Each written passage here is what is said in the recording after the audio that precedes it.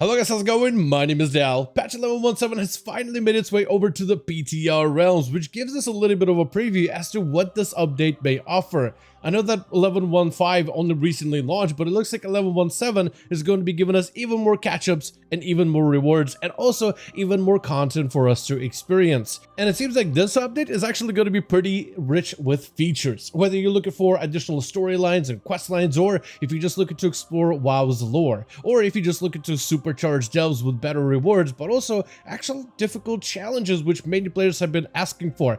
Maybe you're looking for more transmogs to collect and mounts to obtain, and this patch is going to be filled with those as well. And it looks like patch 11.17 also signals when we'll be seeing Season 3 content for the War Within expansion. Plus there's a unique little questline that's available for testing on PTR, which I'm not going to spoil in this video, but it does hint at what patch 11.2 is definitely going to be, and it makes me super excited for us to travel to a brand new world. So for today's video, I really want to highlight some of the major exciting features coming out for the patch 11.17, currently available for testing on the PTR, but this is everything you can look forward to as of this moment. As always, if you guys want to keep up with regular updates for the War Within expansion, be sure to follow the channel and subscribe, but otherwise, let's dive right in. So one of the major features is going to be a new Arathi Highlands campaign, where we'll be able to head back to the Arathi Highlands, which is experiencing a bit of a somewhat of a faction conflict, or rather Horde and Alliance are experiencing a bit of friction, though a third and a fourth party are involved, kind of creating a bit of a mess for those two major players within the region, which offers a new set of quests that are all fairly high quality, gives you quite a bit of additional info that actually plays out a little bit differently with the Alliance or Horde. And there's also unique rewards as well, from the Alliance players getting access to a Stormguard tabard, the Horde players getting a Magard tabard, but also a shoulder piece that is inspired by Faerun Lothar's pauldrons. So you're looking at some Arathi style Holy Flame shoulder pieces that may look amazing on many Paladin players out there, but hopefully these things will be a custom or cosmetic item so that all different classes can wear it simultaneously.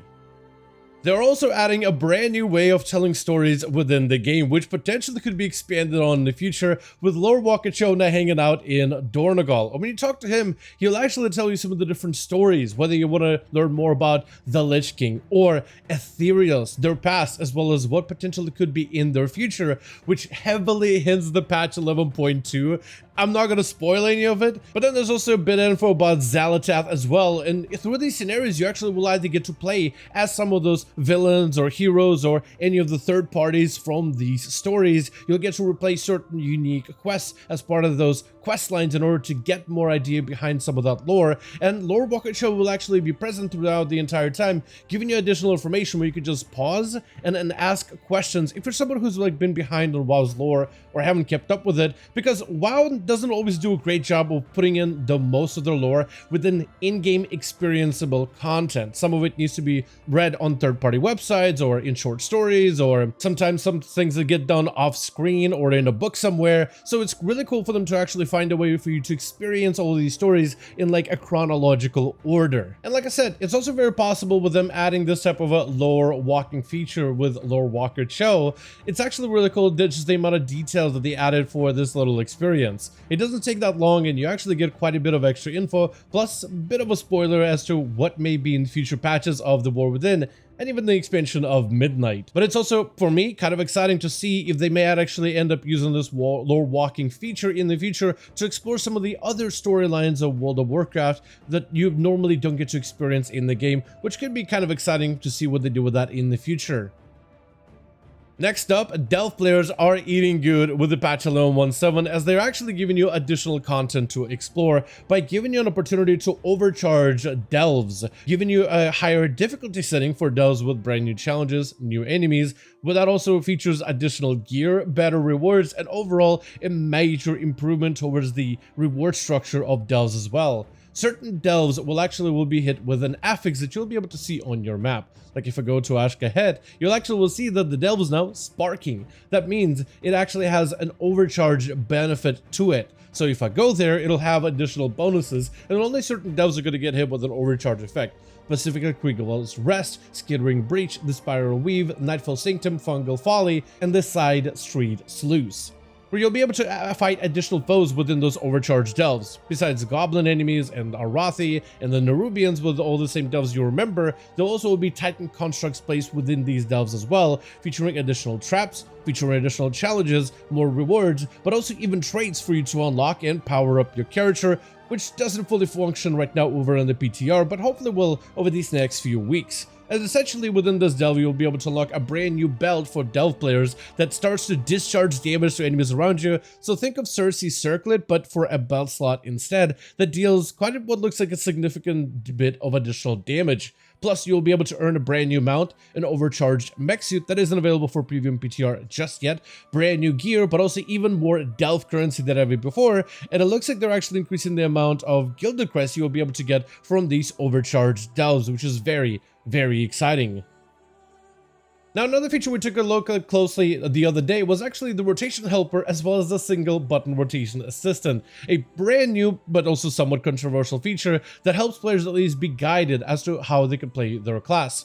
The rotation helper will highlight the abilities you should be pressing for your class based on the basic action priority list that Blizzard has internally, and it's actually kind of good. It doesn't work for all the abilities because there's a bug with a spellbook, but once it's functional, it's actually not that bad. It's actually has decent bit of accuracy to it.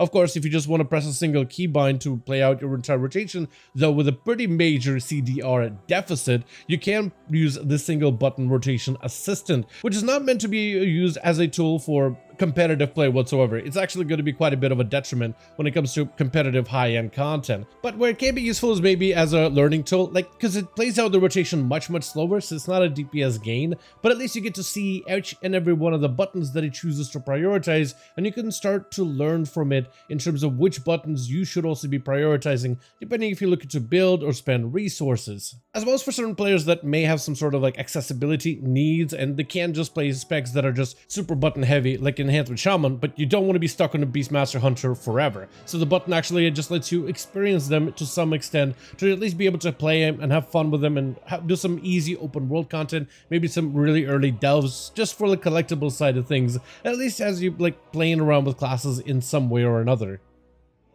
Then they also added a brand new spell for every single class in the spellbook in the general tree called Recuperate, which allows your character to have a self-healing component, letting you take a breather, prepare some food, and even have a meal, restoring a good portion of your health over 30 seconds.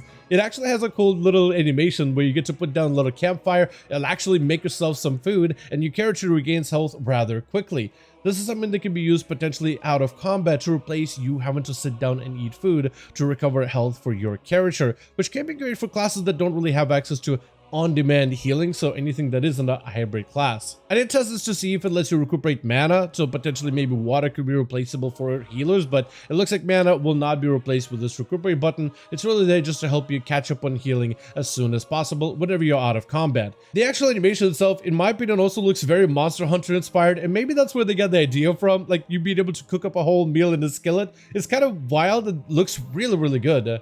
As well as how you fan the flames in order to get the fire going initially. I really like it. And it will definitely be a very super nice and a convenient feature for players participating on open world content, maybe even in delves if you're not wanting to wait for a brand to drop down a campfire, or potentially if you want to use it in dungeons after a really rough trash bag pull.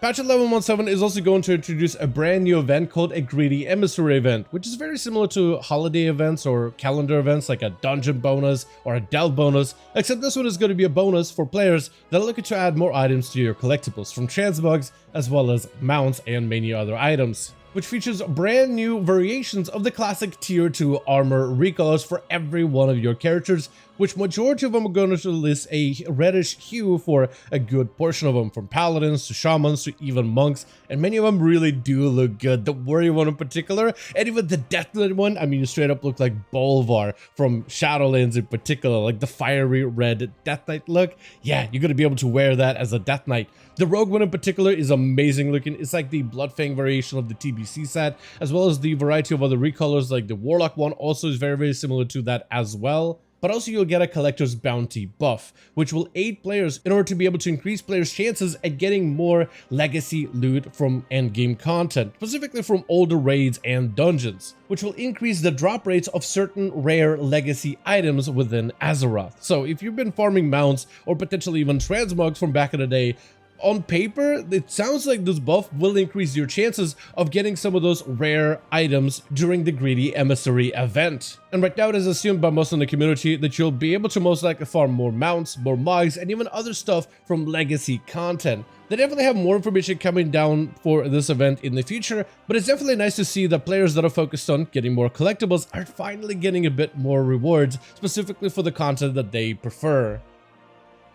Outside of this, 1117 is also bringing in a Legion completionist achievement called Ashes to Ashes, which is very similar to the expansion of completionist achievements like from Shadowlands, Dragonflight, and even Battle for Azeroth, which are a huge amount of tasks that you gotta complete in order to be able to unlock a truly unique mount that represents that expansion. Whether we talk about the Zoval's Drake mount or the Johnny mount that lets you transform into the Trash Raptor, which looks amazing with its own voice lines, or Tyvan from Dragonflight, the goodest boy in the world. And they're adding one for one of the best expansions, in my opinion, expansion of Legion. We don't have access to what the mount is going to look like just yet. It's not in PTR at the moment, and the achievement list isn't full. It actually copies a lot of the achievements from BFA for the time being, so we don't really have a proper list to give you a guide in terms of how to start working towards the achievement at the moment. But if you played quite a bit of the expansion of Legion, there's a good chance that majority of these achievements you will have automatically unlocked with only a handful of them to complete afterwards.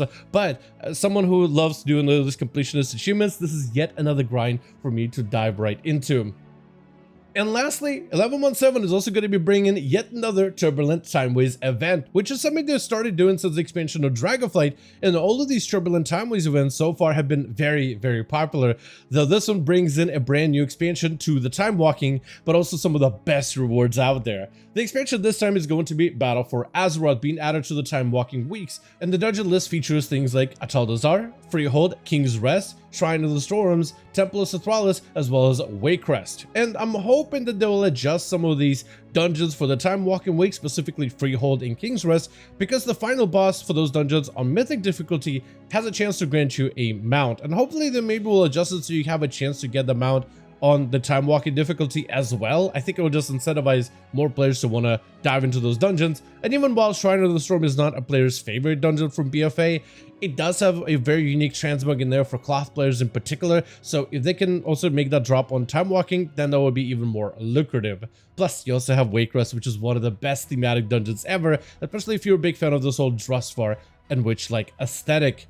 There's also going to be brand new BFA vendors that will sell a variety of rewards, though we can only preview a handful of them. Specifically, there's going to be a Rapture reward, as well as a Moon Saber, one for Alliance, one for Horde, but you'll be able to purchase either one as either faction.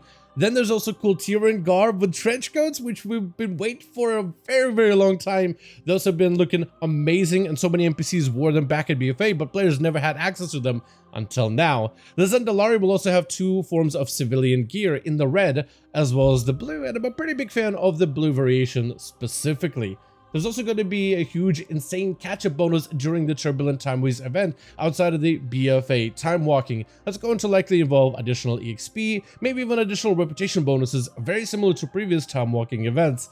But also, it's going to feature one of the best-looking mounts in the game, a Chrono Corsair Skywriting mount, which was a boss from the expansion of Shadowlands from the dungeon of Tazavesh, a mount that many players from back in that expansion have coveted for a very long time, but Blizzard never added it to something that could be earned until now. And honestly, while the B with the last Turbulent Timeways was kind of cool, and the Shale Wing before that was also kind of neat, this thing is on a whole nother level when it comes to getting some awesome looking mounts, and I'm super excited for this one specifically. Also, with the Turbulent Timeways, usually that means it will be a harbinger for the Season 3 content, kind of like the previous Turbulent Timeways signaled when Season 2 will be arriving for the War Within. And it looks like with the end of Turbulent Timeways, we might get a better idea as to when we can expect for Season 3 content to be launching, which is somewhat soonish.